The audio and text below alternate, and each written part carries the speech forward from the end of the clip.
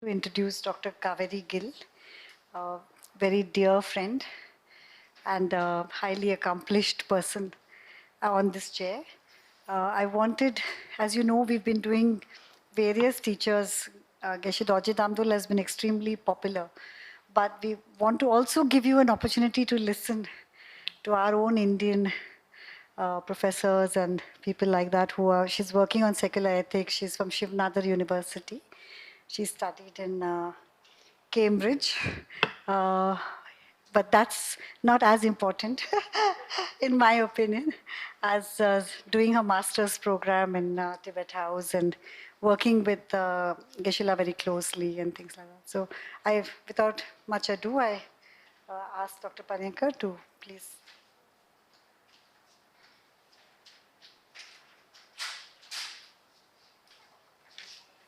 Good afternoon.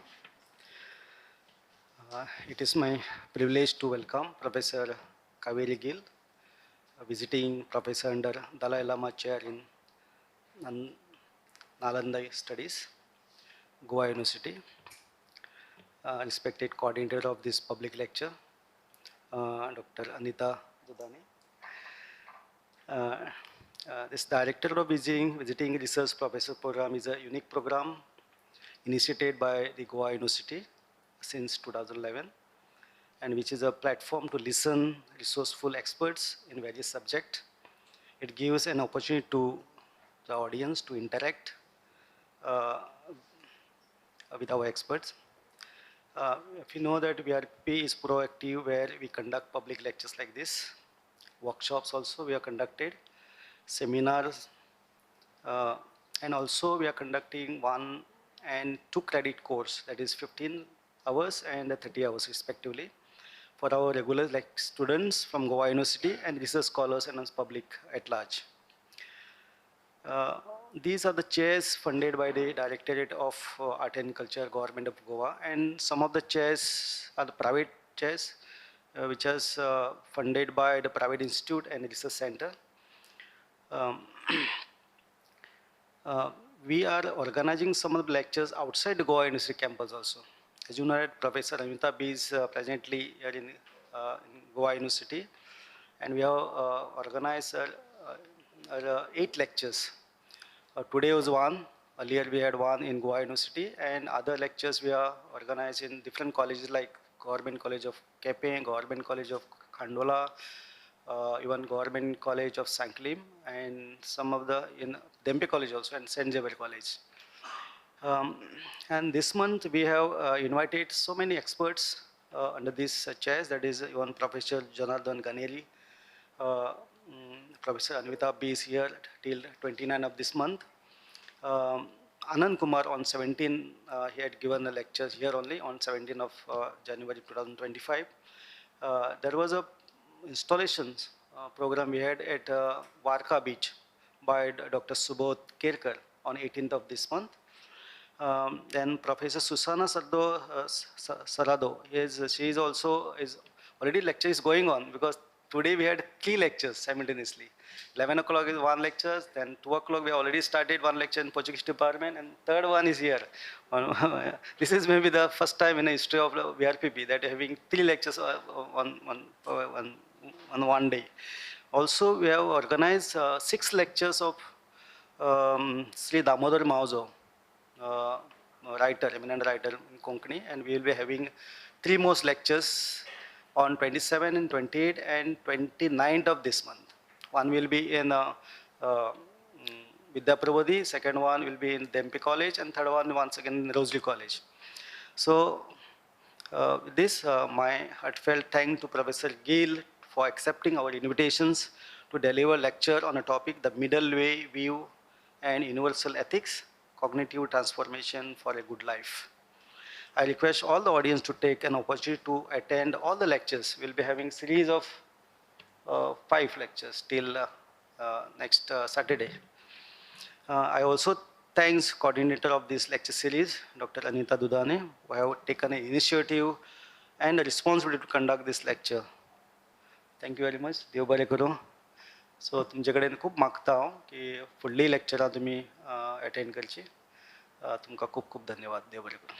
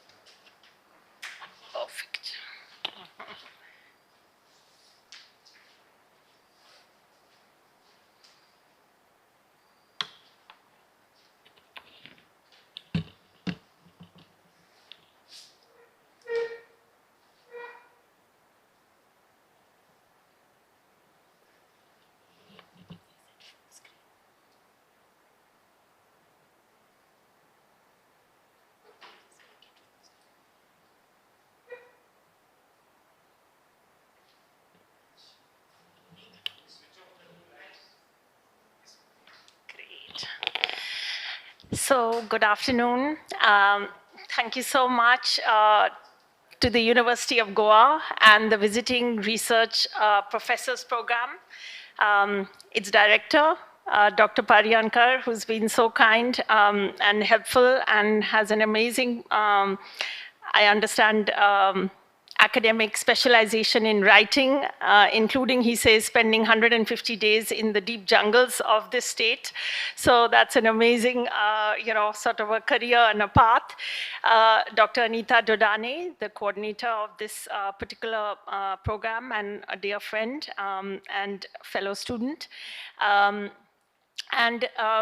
Outside of Goa University, the Foundation for Universal Responsibility of His Holiness the Dalai Lama and its trustee and secretary, Rajiv Mehrotra, a lot of gratitude to all to invite me for this.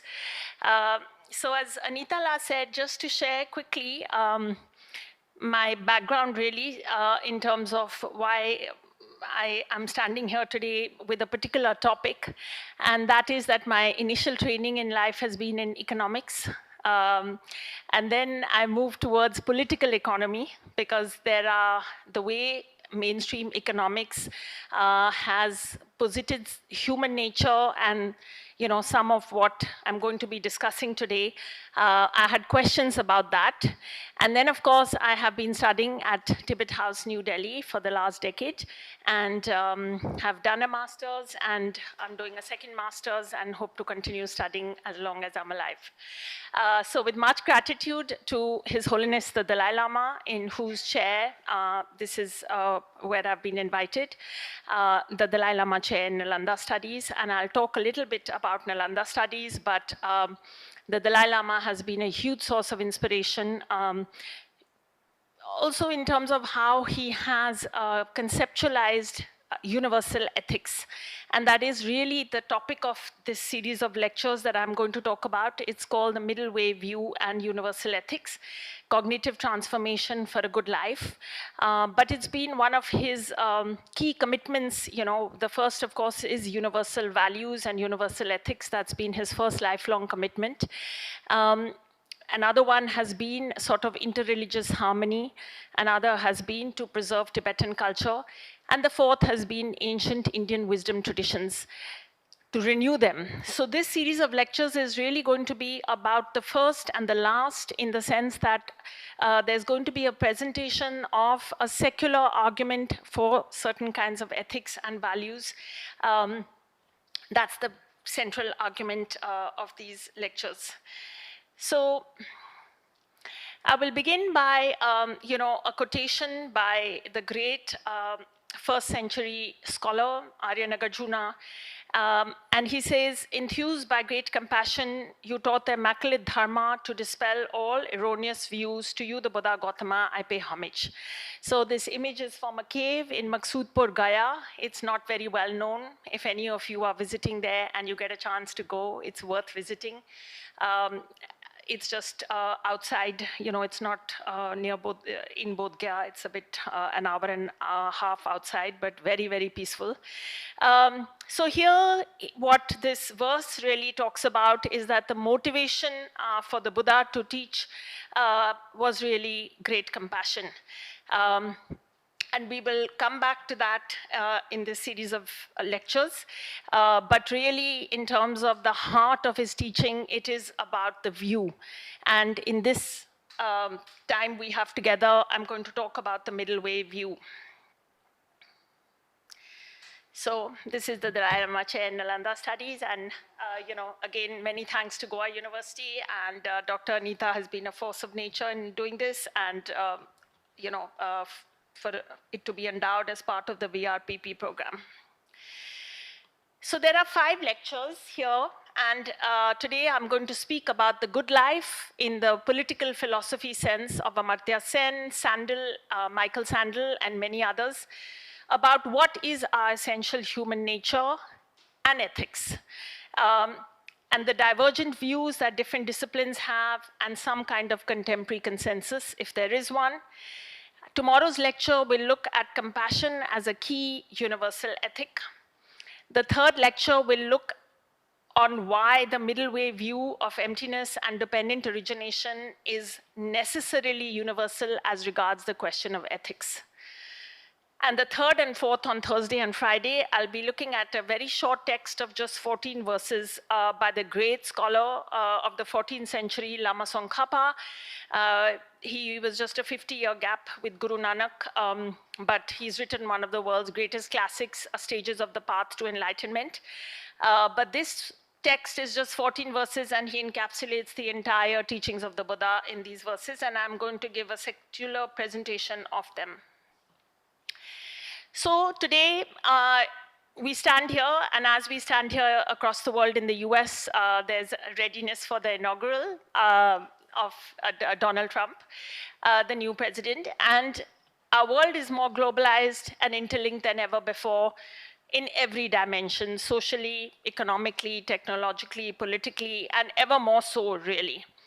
And it is a fact that unless we find some ways to cooperate, there are going to be ever greater problems, because unlike in the old days, where people stayed pretty much, wherever they were born, you are going to have more people coming together, especially in urban areas. And even if they are not physically located together, they are coming together in other ways. And you see that in Goa as well. I think there's a lot of in-migration and everything. But internationally, of course, we see that. So we need some kind of, ways to get along with each other, in short, and not have these ideologies of exclusion, us and them as two polar opposites. Now, the Laird World Happiness Report, and Richard Laird, by the way, when I was studying economics, his textbook on macroeconomics is a classic, and now he's working on things like happiness. So in this report, they talk about how formerly only 59% of the world's population would describe themselves as religious.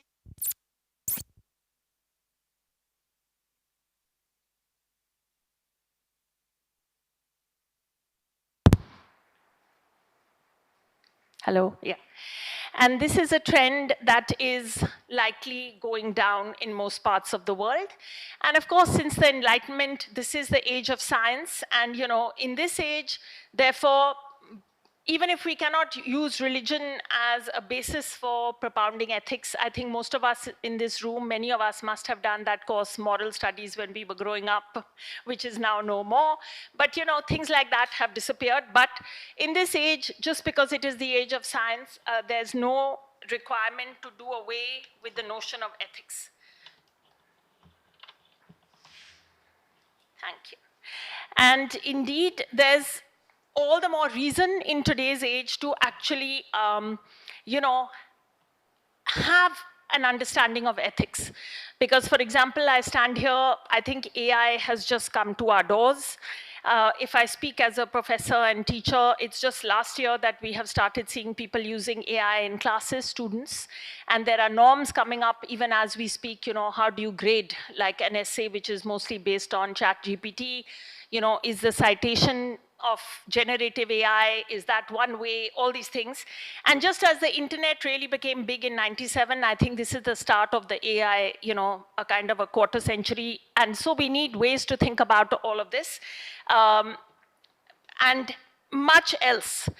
Today there was an article, the Oxfam does an annual report on inequality. So today they have brought it out because you have the annual meeting in Davos, and you also have, of course, the US presidential election where the big tech founders are reported to sit together. And the report says that, in the last year, the inequality, the wealth of the topmost grew by $2 trillion. And earlier they had forecast that the first trillionaire in the world would come along in the next 10 years. And now they feel it's going to be 5 trillionaires. And in this top set, you have, of course, you have Elon Musk, you have Mark Zuckerberg, you have Jeff Bezos, you have many others. And the report also said that 50% of the world is living below the poverty line, 45% you could say, and of that, women are far more disproportionately affected. So we see again that, and yet they are going to have such an impact in terms of the political life. So we see that there's all the more reason to have ethics, some kind of notion of ethics, because the ethical conundrums are going to be far more serious in coming times. Here I'm quoting the Dalai Lama on the ultimate source of contemporary problems, and he says what is wrong. Ultimately, it's due to a lack of ethics. It's due to a lack of self-discipline, for self-discipline is entirely based on ethics. We have the responsibility to bring awareness to the fact that the many problems we are facing ultimately result from the lack of inner discipline of moral ethics. And while the primary way to promote moral ethics is through religion, many religions, including Buddhism, have had opportunities over the last 1,000 years or so to promote ethics and have often failed. So now we must find new ways and means to create conviction in others that behaving ethically is in our own best interests and for our own well-being. That's the main goal. So the Dalai Lama is asking here for a non-religious foundation for ethics, for the reasons that he cites here. Now, what do political philosophers have to say about the good life or the ethical life? And here, this is Michael Sandel talking about it, and the debate between and within the West and the East, broadly categorized. And he says that, put very simplistically and stereotypically, in the West, ethics has been a matter of utility and the language of rights, whereas in the East, it's about cultivating virtue. And I often find one very interesting thing that the Dalai Lama has said is that, there's often a talk of human rights and all this, but there's not much talk of human duties. Rights is one thing, then what are our duties, right? And we've studied that in our constitution, but not for a long time. Since after I read that, I thought it's not a long time that I have thought about that. So Sandel then talks about various kind of political philosophers and, Jeremy Bentham, maximizing happiness is, so the question here is, what is the good life, the virtuous life? Is it just a life of pleasure and happiness as understood in terms of short-term pleasant feelings? Is it something higher, more evolved, a kind of a human flourishing? And the second question is really about how then ethics are conceived in these, So you have people like Bentham, Mill, all these are utilitarians who really talk about, basically individual happiness, kind of adding them together. There may be a ranking of some kinds that you come up with, in order to, that's the goal. Whereas people like Aristotle understood that life is fundamentally about being social beings. Human beings are social beings. And what does that suggest? Both for, how we choose to live our lives, what is a meaningful life, and also the ethics that we foreground our lives on. So Sandel ends with saying that the language of virtue cannot really be translated into the language of utility. Virtue is a persistent feature of the good life and a possible bridge between the understanding of the good life in the East and the West. So there's some notion that there's something beyond just, eating, drinking, the pleasures of the senses, income, all of that, in how we talk about a good life or the best kind of flourishing that human beings can have. And, where does that stand vis-a-vis the notion of ethics? Amartya Sen, who's our Nobel laureate, and has spawned a whole sub-literature in economics of the capability approach, which talks about the good life in the sense of, all of us beings value some beings and doings, becoming a doctor, becoming a good parent, being well-nourished, becoming a great artist. There are many things that we value. And these capabilities, whether or not we can convert them into actualities, depends on various kinds of functionings, which depend on our resources, also public goods. And therefore, he conceptualizes, a good life in that sense. And he talks about the cultural similarities and the dialectical pluralism within the East itself and across within the East and West, and says that, okay, we talk about cultural relativism, that maybe it's different in the West, different in the East. But the more interesting things is the rich debates that they've had in each of these places. So for example, people like Aristotle and others. And he says that, of course, we all know about Hobbes, and anyone who's ever done economics or any of these subjects, their conceptualization of the nasty, brutish, and short life, and the very lonely and isolated one that all of us are resigned to, because that is what human nature is fundamentally about. These are ideas that we can and we will examine in the course of this presentation itself. Is that really a fact or not? And there are people who think differently. But here to say what Amartya Sen highlights, and Professor Pariyankar was just saying he had an invitation to Nalanda University, the new one in Bihar, which has come up as a consortium, where Amartya Sen was involved when it first came up. And that's, one of the key focuses of the present government, and a great pride for this country. The ancient Nalanda University, after which this chair is named when we talk about Nalanda studies, that was a rich font of knowledge. So here's some quick facts about it. It flourished between the 5th and 12th centuries. So my own alma mater, Cambridge University, came up in the 13th century. So this university comes up and finishes before the great universities of the West have even started. It is extremely cosmopolitan in terms of having scholars and academics from China, from Indonesia, all over the place. They are coming and going. They make us all look like really very boring and staid and geographically stuck. If you think of somebody like Jobo J. Paldinatisha, he's born in present-day Bangladesh. He becomes Vice Chancellor of Vikramshila University. He takes off to Sumatra and Indonesia for 12 years. He comes back. And then at an age older than mine, he goes off to Tibet in those days. Imagine as a Bengali. The weather conditions and everything, and he's 11th century we are talking. And then he learns Tibetan, they translate, back translate, and he also passes away there. So Nalanda tradition, if we talk about the dialectical pluralism, and there are rich debates on what is the nature of selflessness, of course, human nature, and all of these ethics, and they had a great liberal arts education in the sense that they had to, become experts in all kind of subject areas. So there's all of that going on. And of course, the Buddha himself, spends a lot of time on non-theistic traditions, right? And even the evolution of thought within this happens in a dialectical debate, critical form, which is one of the hallmarks of the traditional Nalanda University. So now, of course, the ground for ethics in theistic traditions is some kind of, God as the creator and some kind of divine, accounting that goes on after we pass away, right? That is how we kind of keep on track in terms of the virtues that we do or do not do in our lives.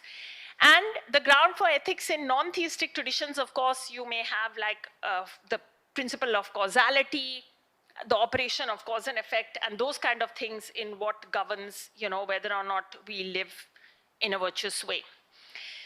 So now coming back to the Dalai Lama, he talks about, what exactly is his approach then to the secular and universal ethics. We can use the two terms interchangeably. And he says here, to find solutions to the environmental crisis and violent conflicts that confront us in the 21st century, we need to seek new answers. And we are all watching the news nowadays, like the 20th century was such a bloody century of war. We had world wars. We had the whole coming up of the Bretton Woods institutions and everything, all that architecture of the UN, the International Monetary Fund, the World Bank, all this comes up in the context of, basically the world being driven apart by wars and a lot of loss of life and violence. And now, a century later, again, we are standing in that situation. When we think about last year, we think about, of course, we went through COVID and other things, but there is a lot of man-made violence and wars and everything that are going on right now. So he goes on to say, even though I'm a Buddhist monk, I believe that these solutions lie beyond religion in the promotion of a concept I call secular ethics. This is an approach to educating ourselves based on scientific findings, common experience, and common sense. a more universal approach to the promotion of our shared human values. So he's arguing here that, we come up with ethics where basically there is a grounding based on science, based on our experiential understanding and just plain common sense. And therefore, because otherwise, the reason he's saying this is because otherwise there could be arguments of, the relativism, like, is it my ethics of my religion versus yours, my nation versus yours, my color versus yours, all of that. So this way, you don't need that. So this is basically an inclusive approach to ethics, and it has the potential to be universally accepted because it requires two basic principles: recognition of our common humanity with the shared aspiration to seek happiness and avoid suffering, and understanding interdependence as a key feature of human reality, including our biological reality as social animals. And I am going to go into these two a lot more tomorrow because they seem very simple, but actually to see these things on a daily basis, if we did that, we could really transform our entire lives and way of being. And of course, on the second, we all came through COVID, right? And that was a moment when you realize that our interdependence, even these false barriers and notions like between richer countries, poorer countries, all of that, which in normal day-to-day life we see playing out, again, on immigration, refugees, all the boats in Europe that are turned away, in our day-to-day life, we again differentiate, but then at some moments in time, we really come to see how we are deeply interdependent and interconnected, and we cannot go past that, really.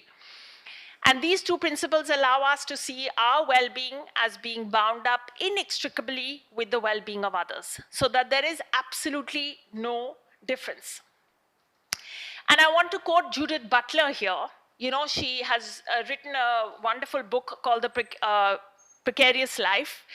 And she makes an argument, she's talking about non-violence and non-harm. And the argumentation for that should be our fundamental interdependence. And she's arguing that, she's talking in the context of post 9/11 and how the USA reacted. But this set of essays is really that, that was a moment that the US could introspect about, how perhaps things could be taken differently, because we are all equal. It's not just the poorer countries and populations somewhere in Africa, somewhere in Middle East that are that vulnerable. So she says here that one insight that injury affords is that there are others out there on whom my life depends, people I do not know and may never know. This fundamental dependency on anonymous others is not a condition that I can will away. No security measure will foreclose this dependency. No violent act of sovereignty will rid the world of this fact. To be injured means that one has the chance to reflect upon injury, to find out the mechanisms of its distribution, to find out who else suffers from permeable borders, unexpected violence, dispossession, and fear, and in what ways. If national sovereignty is challenged, that does not mean it must be shored up at all costs, if that results in suspending civil liberties and suppressing political dissent. Rather, the dislocation from first world privilege, however temporary, offers a chance to start to imagine a world in which that violence might be minimized, in which an inevitable interdependency becomes acknowledged as a basis for global political community. I confess to not knowing how to theorize that interdependency. I would suggest, however, that both political and ethical responsibilities are rooted in the recognition that radical forms of self-sufficiency and unbridled sovereignty are, by definition, disrupted by the larger global processes of which they are a part. That no final control can be secured, and that final control is not and cannot be an ultimate value. So she's talking here about the US, and as we are standing here, MAGA and all is going on. But the point is that no matter how rich we are, even like I've come from Delhi, right? Even if I'm the richest person in Delhi, I cannot secure myself against air quality that, is same being breathed by the poorest street urchin, right? So there is only that degree to which I can sort of sequester myself as somehow I'm protected by my wealth or my, borders or my X or Y or Z, and those kind of things happen to other people in some less fortunate places and all of that, right? So she's making an argument for, using such moments to reflect that with our interdependency, there is a global community here that we need to think about, and our ethics and everything should be based on that. So now, what are some disciplinary views on human nature? And I'm just going to talk about the two that I know best. I know the one best and the other we've all been taught. So the first is economics. It has had a disproportionate effect amongst all the social sciences and humanities. And that is why we are in the world we are today. In many ways, the politically, environmentally, all that can be related to a certain view in economics. And the other is evolutionary biology. So the cynics versus the revisionist optimists. So the working definition of altruism is a primary interest to take responsibility to help others where intention is key, versus how it's defined by some economists, biologists, and zoologists, helping behavior that is costly to the agent. So look at the language itself, you see the difference. And Thupten Jinpa has called this the balkanization of definition. Now, a working definition of competition as a noun, the activity or condition of striving to gain or win something by defeating or establishing superiority over others. So in the very word, you have set it up as a zero-sum game, some win and some lose. And the origin is the early 17th century from the Latin competition, rivalry, competire, to strive for. And economics as a discipline, of course, you have perfect competition, imperfect competition. Competition is one of the words that you are likely to come up most throughout your life as a student of that discipline. And in evolutionary biology as well, natural selection and the survival of the fittest, and competition on a genetic level. Now, mainstream neoclassical economics, which is really the heart of the matter in terms of, they valorize competition, and they model human behavior as being entirely self-interested, selfish, utility maximization, based on this mythical creature called Homo economicus. And this Homo economicus is always just bothered about, one's own growth maximization. So we can take it at whatever unit, whether it's an individual, a country, a community, it's all about GDP growth or one's own growth in terms of income, all of that. And it is really the foundational premise for the unbridled capitalism of today. Its fallout in terms of growing inequality, excessive consumption, environmental ruination, and all of that, right? And I won't go into it here, but I teach a full-term course which is really on the history of economic thought. And this neoliberalism, which is this philosophy that was propounded by Margaret Thatcher in Britain, by Donald Reagan in the US, and then it spreads from the 80s onwards via the University of Chicago. This was just one way of thinking, right? But it is the one that took over the world in a sense. And with the fall of communism, the fall of Berlin Wall and everything, then this became the only way for the whole world to go. Even Cuba has opened up and all this. So this neoliberal philosophy in terms of, economy is where we are today. And there is Gary Becker of the University of Chicago, as I was mentioning, that was the intellectual hub. And, they are responsible for spreading this to Chile and many places. And, there's a whole history there and some amazing, they have regime changes, they overthrow governments, and they kind of, spread this kind of intellectual idea. He wins the Nobel in economics in '92. And to make you all laugh, one of the things that he has modeled is that even within a family, everybody is maximizing their own utility. So in your own family, the husband, the wife, the dog, the cat, the children, everybody's in it for their own maximization, right? It's not about the other. So imagine, if you just think about it, the power of ideas. Now, of course, many of you will recognize Adam Smith as an economist, and you will know him for his trade theory, free trade and all of that. And that's what, he's held up as an example of, and there are many think tanks in his name, all of that. But really, before he wrote an inquiry into the nature and causes of the wealth of nations, which is seen as his most prominent work in 1776, he wrote the theory of moral sentiments in 1759. And there he fundamentally posits human nature as being very altruistic. And he says, however selfish man may be supposed, there are evidently some principles in his nature which interest him in the fortune of others and render their happiness necessary to him, though he derives nothing from it except the pleasure of seeing it. Of this kind is pity or compassion, the emotion which we feel for the misery of others when we either see it or are made to conceive it in a very lively manner. That we often derive sorrow from the sorrow of others is a matter of fact too obvious to require any instances to prove it. For this sentiment, like all the other original passions of human nature, is by no means confined to the virtuous and humane, although they perhaps may feel it with the most exquisite sensibility. The greatest ruffian, the most hardened violator of the laws of society is not altogether without it. So he's saying that our basic nature is altruistic, compassionate. We have these characteristics in us. But as I say, he is remembered only as an economist today, and that too as a free trade economist. The actual thing is one of his primary interests lay in moral philosophy.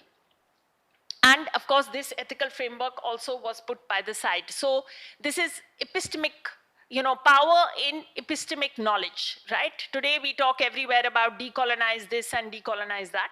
So in this case, this is one person's own work where we choose to remember some parts selectively and not the others, what he really said.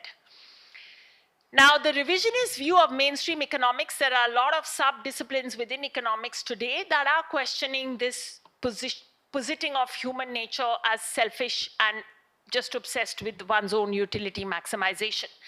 So one of them is, of course, social capital. There's a whole sub-discipline, most famously by Robert Putnam, where he looks at North and South Italy, and he basically says that societies that have social capital and have trust do far better economically and in every way than those who have low trust, right?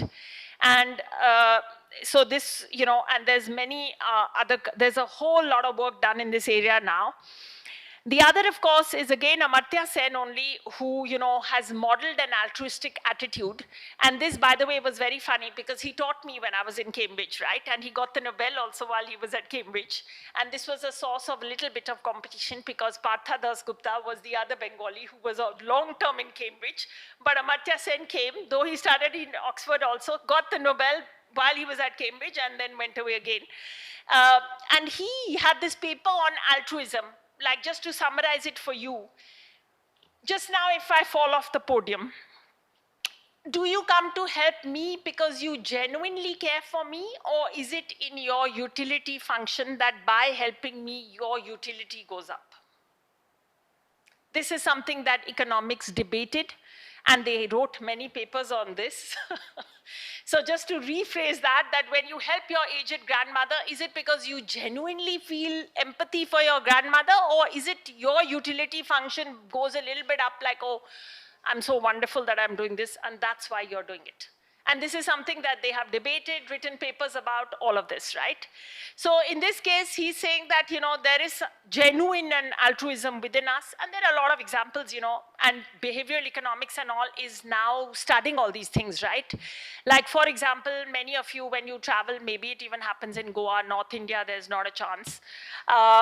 People put out their farm produce and flowers and all, right? And they tell you that you just put the money, you take it, put the money in the box, and you drive off. Now, if everybody was so, driven by their own utility maximization, and you're never going to be caught, why are you ever going to come back? Why are you ever going to put the money? You just pick up the bunch of gladuli or the strawberries or whatever, and you drive off.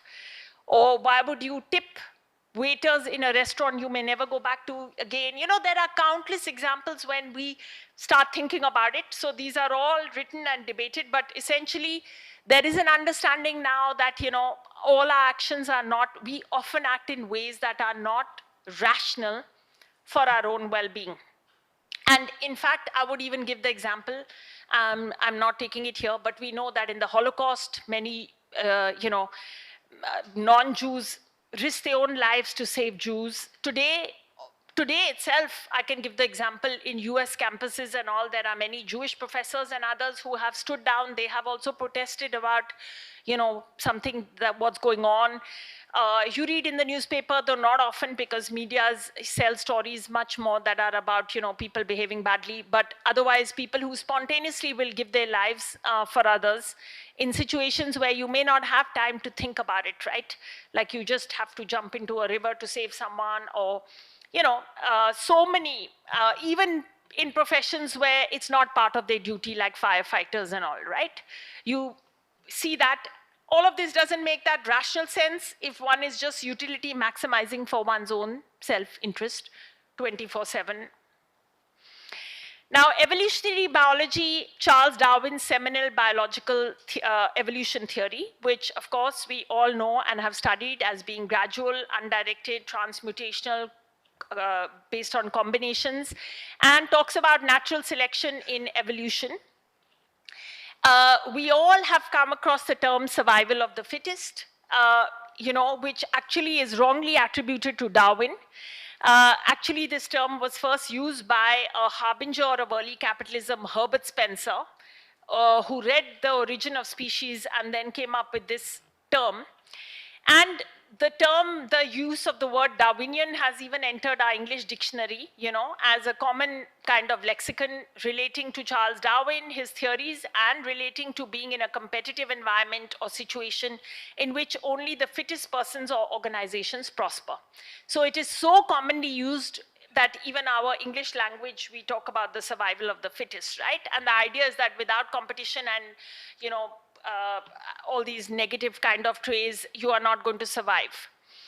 Now, the thing is, when we revisit Darwinian evolutionary theory, and there is a lot of this happening, by the way, the first question to ask is, can it be stretched to a social evolution theory, right? Because he was talking about the natural world and as biological evolution. So can we talk about a social evolution theory? And here, of course, there are people who say, like Friedrich Hayek, who's an anti-status libertarian, author of The Road to Serfdom, winner of the Nobel Prize in Economics once again in 1974. There are other libertarians like Matt Ridley and all these. They would say that, yes, we can apply this to every sphere, right? Social sphere as well. But the problem is that if we do that, number one, you ignore the exercise of power in social evolution. Often things have disappeared and everything because of the exercise of power. It's not because of some natural process that is going on, gradual decline. The second thing is Darwin, of course, recognized the gene as the unit of selection, so-called, right? But what is the equivalent in these social evolution theories? And the third is it's not empirically proven. For example, in Herbert Spencer's own lifetime, he thought that, the laissez-faire or the market economy was here to stay. And that was not true because, you had a return to the ascendancy of the state within his very own lifetime, right? So there are questions about whether Darwinian theory can be stretched to apply to the society and to everything else. The bigger question is, should it be stretched to social evolution theory, right? And here I'm quoting, Darwin's senior-most brightest student, T.H. Huxley, who's writing a book called The Evolution and Ethics, and who tries to stop Darwin's evolutionary theory from becoming an ideology applied to society because he thought it had nothing to teach us about ethics. So he says that cosmic evolution may teach us how the good and evil tendencies of man have come about, but in itself, it is incompetent to furnish any better reason why what we call good is preferable to what we call evil than we had before. The fanatical individualism of our time attempts to apply the analogy of cosmic nature to society. Let us understand once and for all that the ethical progress of society depends not on imitating the cosmic process, still less in running away from it, but in combating it. So he's again saying that, let's think about this before we do this because it has implications.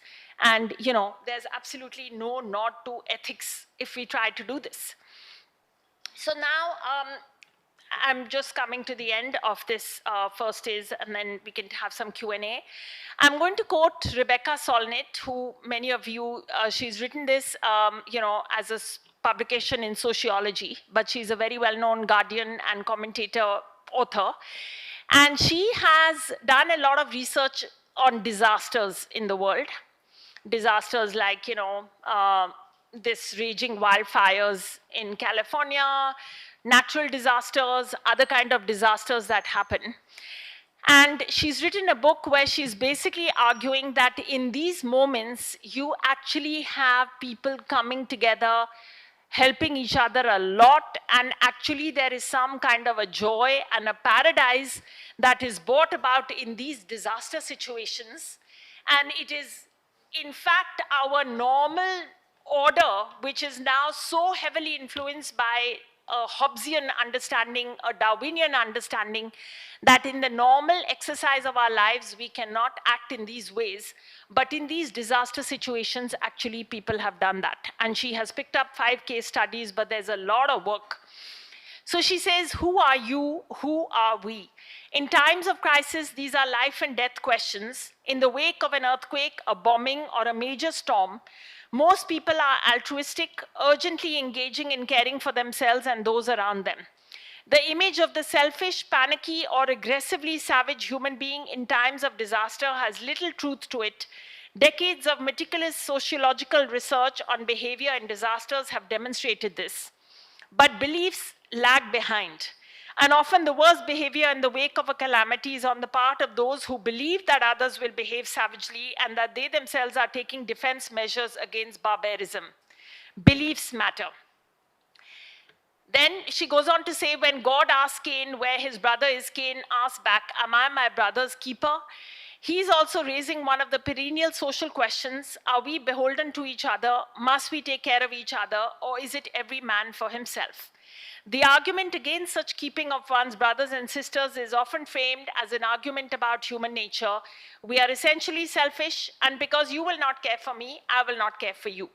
If I'm not my brother's keeper, then we have been expelled from paradise, a paradise of unbroken solidarities. Thus does everyday life become a social disaster. Sometimes disaster intensifies this, sometimes it provides a remarkable reprieve from it, a view into another world for our other selves. When all the ordinary divides and patterns are shattered, people step up, not all, but the great preponderance, to become their brother's keepers. And that purposefulness and connectedness bring joy even amid death, chaos, fear, and loss. Were we to know and believe this, our sense of what is possible at any time might change. Disasters provide an extraordinary window into social desire and possibility, and what manifests there matters elsewhere, in ordinary times and in other extraordinary times. The promising emotions that arise in these unpromising circumstances demonstrate that social ties and meaningful work are deeply desired, readily improvised, and intensely rewarding. The very structure of our economy and society prevents these goals from being achieved. The structure is also ideological, a philosophy that best serves the wealthy and powerful but shapes all of our lives, reinforced as the conventional wisdom disseminated by the media, from news hours to disaster movies. The facets of that ideology have been called individualism, capitalism, and social Darwinism, and have appeared in the political philosophies of Thomas Hobbes and Thomas Malthus. Malthus is another great economist who said periodically there's a famine or something that wipes out a large section of the poorest of the poor, and this is a good thing because they were not fit enough to survive, and then we rejuvenate with a lesser population. So that is essentially was his theory. As well as the work of most contemporary economists who assume we seek personal gain for rational reasons and refrain from looking at the ways a system skewed to that damages much else we need for our survival and desire for our well-being. So she goes on to say that basically this paradise is ever present, where we are all helping each other, we are altruistic, we are kind, but in fact the kind of economy that we have created, the society, doesn't give us this opportunity except when there are disasters, when people step up. And to be honest, even now these LA fires and everything, actually the fact is, like she has documented with meticulous research, that for example in 9/11 and all, there were people running up the stairs when others were running down. And that was not just the firefighters, it was even other people who had no reason to be saving other people's lives, at risk to their own lives. And people do this all the time. And we don't hear about that because, you know, we are all the time, and ever more so now with X and Twitter and all these going into that zone of like post-truth, post-fact-checking world. We just hear about the disasters and the negative kind of, and the ideology on which it is all based, as I have described, is, you know, certain kind of a worldview that pays for some. So then summarizing, grounding ethics in human nature, are we innately selfish, or are we compassionate, or have the potential for that at our core? And why is this important? Because in the day one of the lecture, this lecture series is called The Middle Way View and Universal Ethics, Cognitive Transformation for a Good Life. So we started off by saying, you know, making a secular, non-religious based argument for universal ethics. And that, if we are going to do that, then two questions are very important. What is our essential human nature, and what are the possibilities therein? Because if we are fundamentally kind, compassionate, altruistic, or at least have the potential for that, then our choosing to live an ethical and a very purposeful life is coming from within. It is our internal regulation. It is not because we need some external kind of imposition of either fear of a God, creator God, or some kind of state that is stopping us from running around and looting other people and doing all these things. But we have within us the very reason also to regulate our behavior, and not just that, to actually develop ourselves to our highest potential. So the summarization here is that basically one extreme of the spectrum would say that we are innately competitive, selfish, and I've set out, you know, Darwin's classic evolutionary biology. People like Richard Dawkins and all have also propounded that, and mainstream economics, of course, is grounded on this, very much so. And if this is the case, then ethics has to be grounded in something outside ourselves. Because then, as Hobbes says, if left to our own devices, we are selfish, we are nasty, and we can really go to new lows, you know, without some kind of strapping down by some kind of external force, right? Whether it's a state, or whether it's, you know, the fear of some kind of like in afterlife being punished, or some such, you know, that kind of a thing. But if the other end of the spectrum, essential human nature, is compassionate, and here, of course, the frontiers of economics, as I said, shared social capital theory, behavioral economics, many other subfields, and even within evolutionary biology, there's a lot of revisiting of Darwin's work and seeing what did he exactly say, and how have we read his work, rather, and can we then apply it further to the social sphere. And second, I didn't bring that video, but one of my students, there's a beautiful clip of David Attenborough, the emperor penguins of the Antarctic. And, you know, even in the animal world, there's a lot of research now showing that without cooperation, we would not survive a day. So frankly, competition is not exactly the most critical trait. It might, in fact, be cooperation that sees you doing better in the animal realm.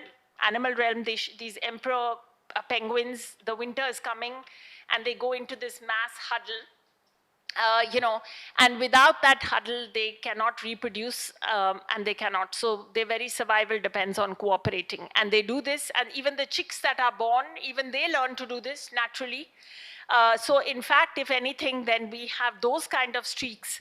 And in fact, those may be the most important traits for us to do well, even in our regular lives, like families and work and other things. And the Dalai Lama, of course, endorses infinite human potential for goodness and, as he calls it, warm-heartedness.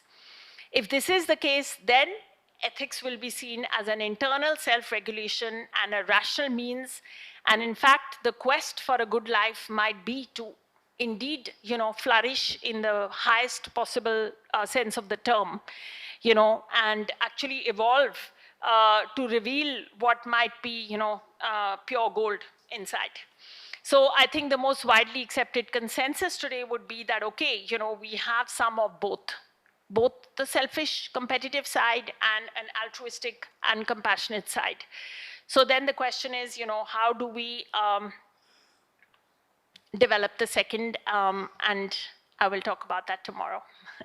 Thank you so much.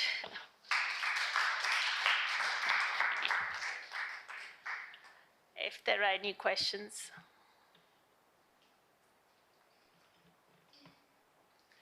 Yes, please, yeah.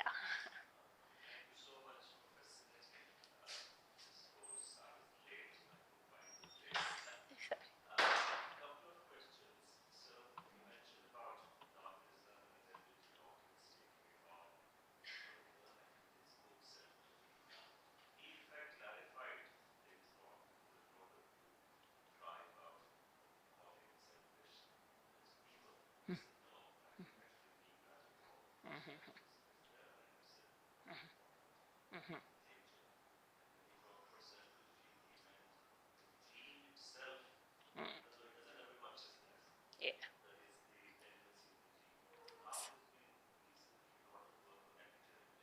Yes.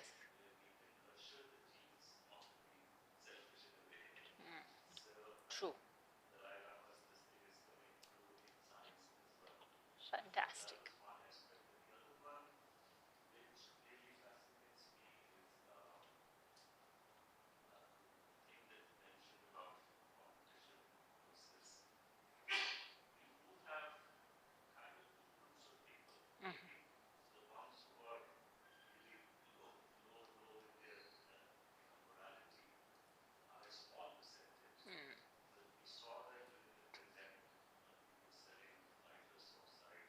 Exactly.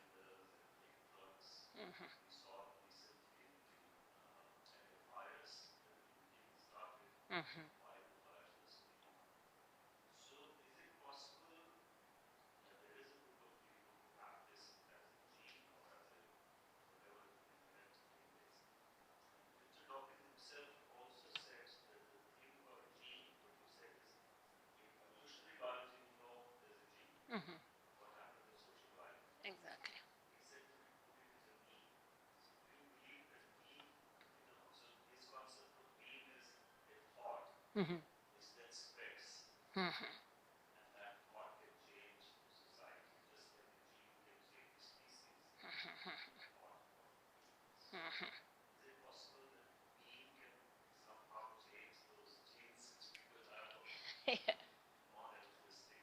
Yes, yes.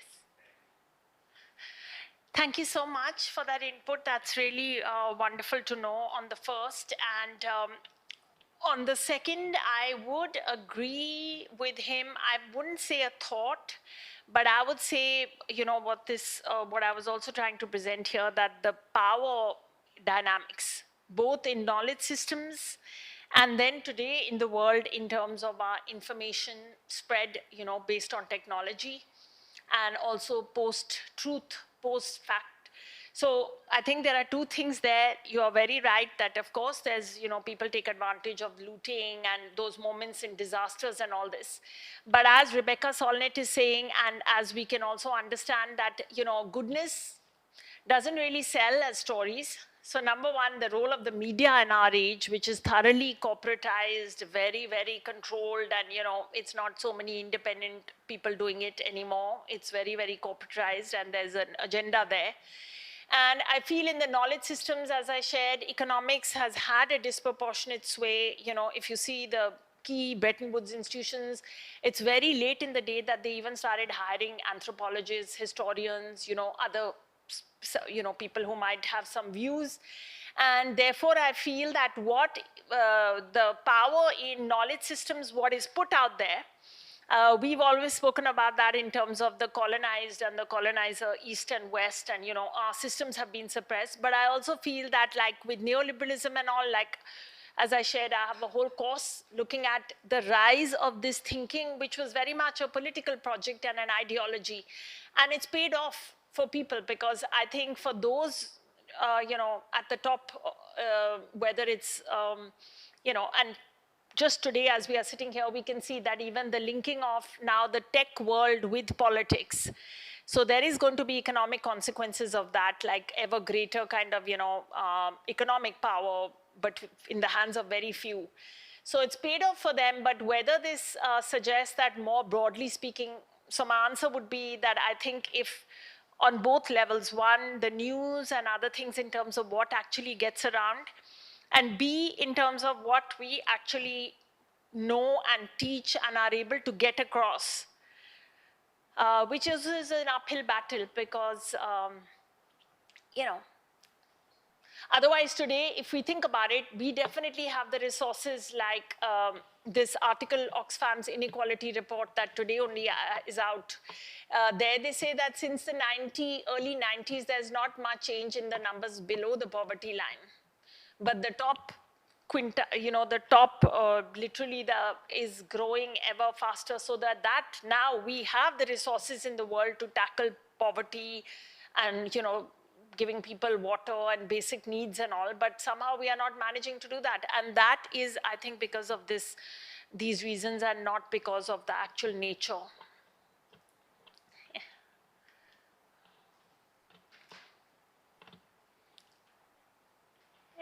Yeah.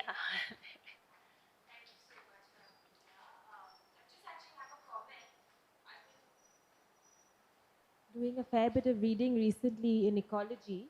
And so, I mean, when you talk about survival of the fittest and how Spencer kind of translated that, I had read about how the sentence was actually quite different.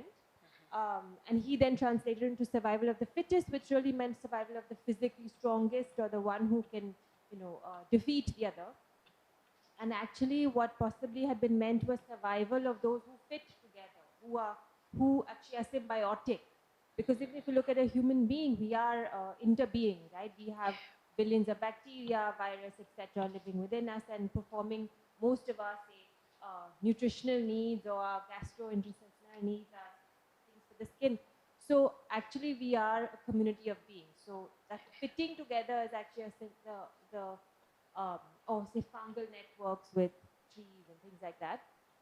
But we're discovering more and more that actually it's a symbiosis that is the nature of how we've gotten here rather than the competition. And that's, again, very fascinating. And of course, much of what you're saying is all embedded in a imperialist, patriarchal mindset, which then is, justified by this kind of thinking. And so we have, whether it's gender politics, race politics, class politics, etc., which has led us here.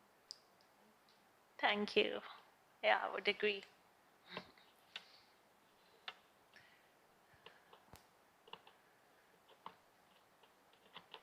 Any other questions or comments? Yeah.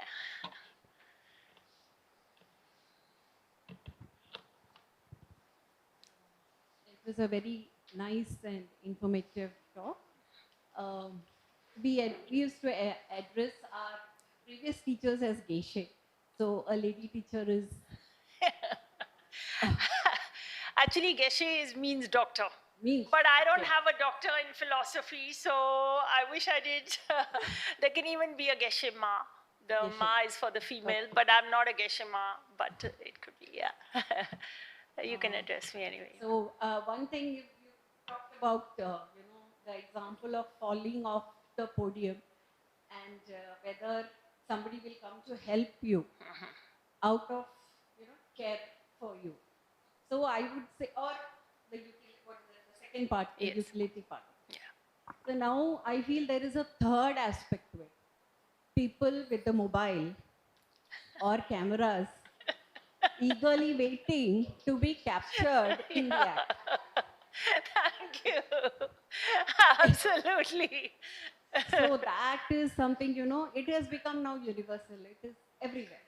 Absolutely. These kind of things. So that, I guess, has come to stay in the digital era. Yes, yes. Then the third aspect is, as you said, of compassion. See, I have noticed where people are very nasty when they are okay. I mean, when they have everything, especially health. Yeah. They try to put down people with their words and actions. But when that same person has to face a disaster, a calamity, the people who earlier whom he has, Yes. Embarrassed or insulted, they come forward. Yes. I have seen this. Yes. So then somebody was, just discussing with me about this. Then she said, is it love and affection for that person? So I said, I guess not. It can't be love and affection. If somebody has insulted me, I would never have love and affection for that person. But there is a factor called empathy, sympathy. this comes to the forefront. So what do you have to say about this, aspect of human nature? Okay, so thank you so much. That couple of things there. The first, yes, I agree. If I fell off the podium, A, people might be taking videos of it. B, I may fall off the podium myself taking a video on some cliff. But C, jokes apart, I feel that this is an age like we've seen all these women and children in war situations because everybody is a journalist now with the camera. And still we've become quite hardened, in terms of we some ways quite inured and little bit, um, cynical about that. So that's one thing just to think about. On this, I don't want to sell my talk tomorrow, but there will be a lot of definitions on empathy, altruism, compassion, all of that, going into finer details. And I think that the Dalai Lama has there's a little saying which has been made into a poster that at the beginning of our lives, we are totally dependent. At the end of the lives, we are totally dependent. And it's just in the middle that we are not. And then we start strutting around as if we are never going to be.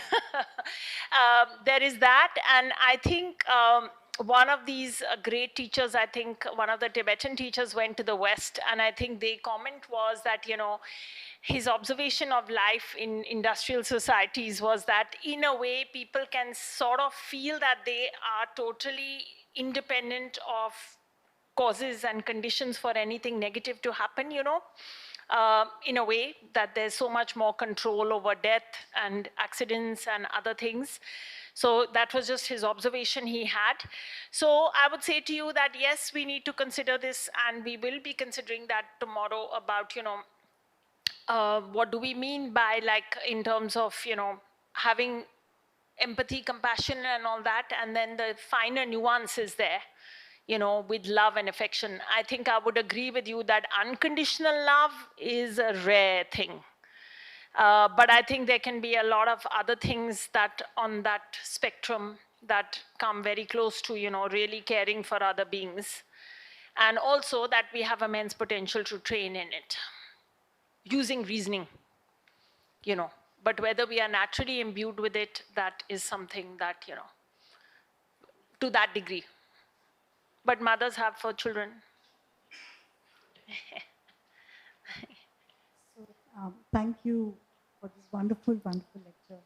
So, in my field of medicine, ethics becomes an absolute necessity so as not harm others. I mean, forget about helping our patients and stuff, but we're actively harming others if we don't have ethics.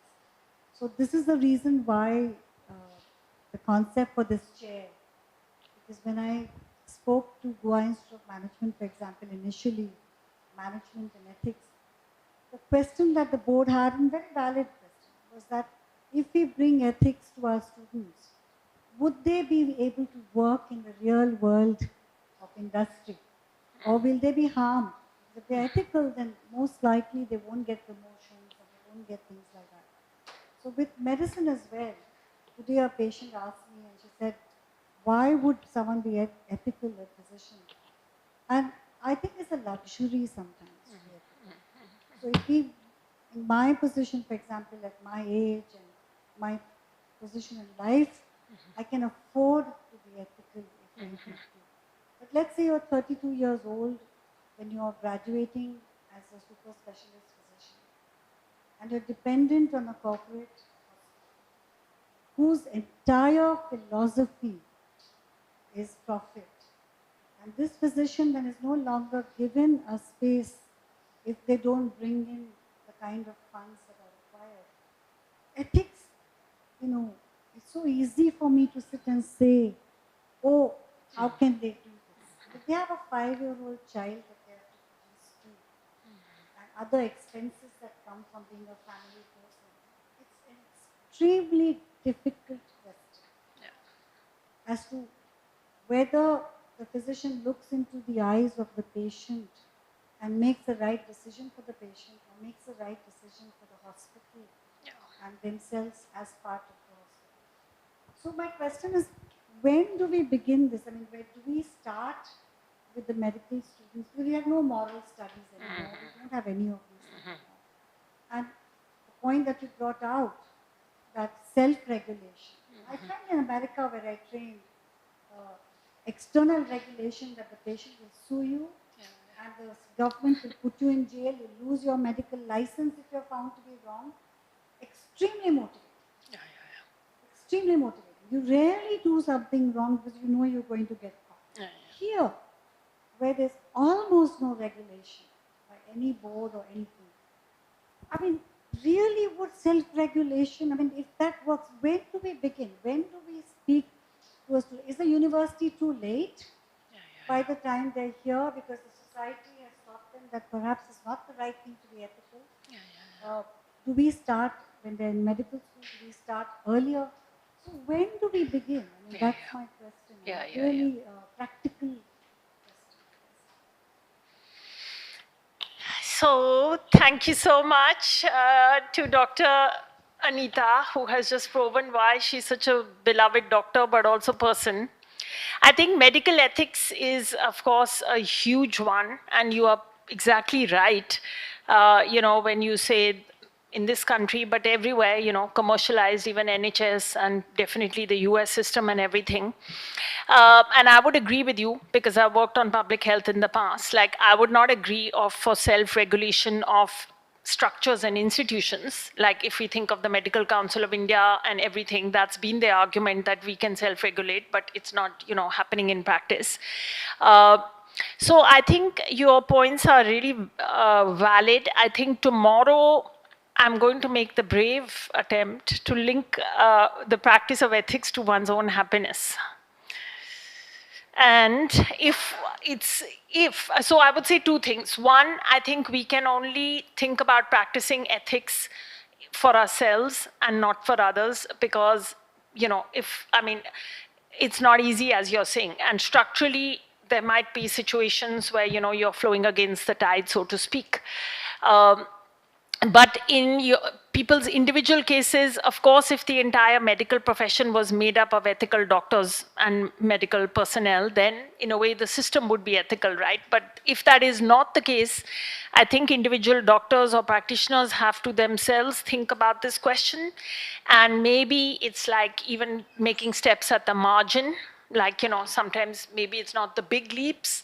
But I think tomorrow my attempt is to link the practice of compassion to, or as one of many ethics, to one's own happiness. And the other thing I wanted to point out, that you naturally started by giving His Holiness's definition of ethic as non-harm. Generally speaking, non-harm to others, and if possible benefiting them, but even if you can't benefit, at least non-harm. And yes, it is challenging, and I would say today, the world that we are living in, for sure, there are these challenges. So yes, to start in schools, but then one could argue that even in the homes now, because we ourselves, since liberalization and opening up, like, the value of material, the weight we give to material well-being is becoming ever more in India also. And so there's all these questions, and the commercialization of the medical sphere and complex. So I would say to you that the answer there would be that one would have to come to that conclusion on one's own as a doctor or a practitioner, or indeed in any sphere, even as a teacher or, other spheres. But it is, yes, more extreme with the Hippocrates oath and all. And second, I would be for regulation of institutions and everything, because perhaps we are not at that stage yet, where everybody is ethical, so that then we can just rely on them regulating themselves. But the argument here was that, we could ourselves, if we see the reasoning and think, then if we actually become convinced about that, then it would be a very stable pursuit and practice of all ethics.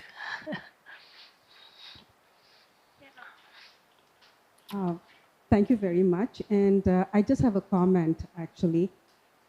Personally, I feel that there's a new consciousness that is important and necessary. Living in a new consciousness would mean experiencing each moment and experiencing what goes behind it. I do believe that living is like a scientific experiment, and which only can be proven by living it, and it has to be proven by each one. So proving it and living it, you actually come up with a more authentic solution. And that is, so conscious living, even watching our base nature when it comes up, and watching our, and as we watch it, and it's, as we're watching it, I feel there is a shift as you go on towards the compassion, which we are actually innately part of, that comes up. And as we physically, there are times when I feel that a fish a bird might have been a fish before. That was physical consciousness, a new consciousness that allowed it to use its fins to fly. And a different kind of a consciousness that would bring up, maybe I would call it spiritual consciousness, that would innately be able to take us off our mind. You brought that point where, say, the LA fires or disaster bring everyone together.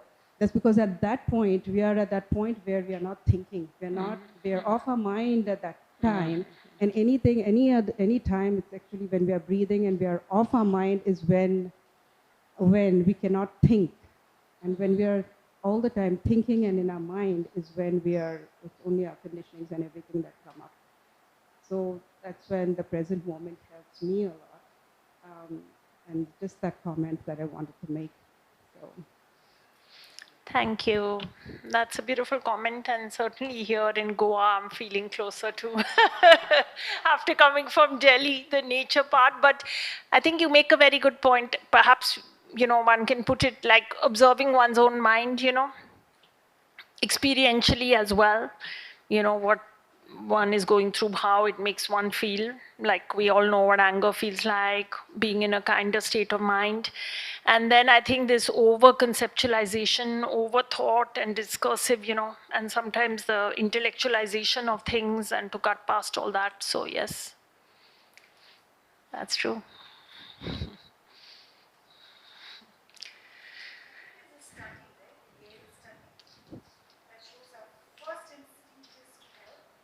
If you give time to the person to think about it, then they start to rethink the whole thing and not help in the end. Yeah.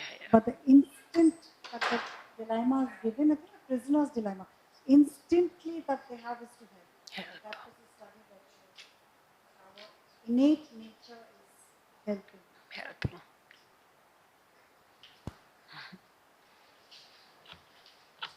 Thank you. Thank you so much.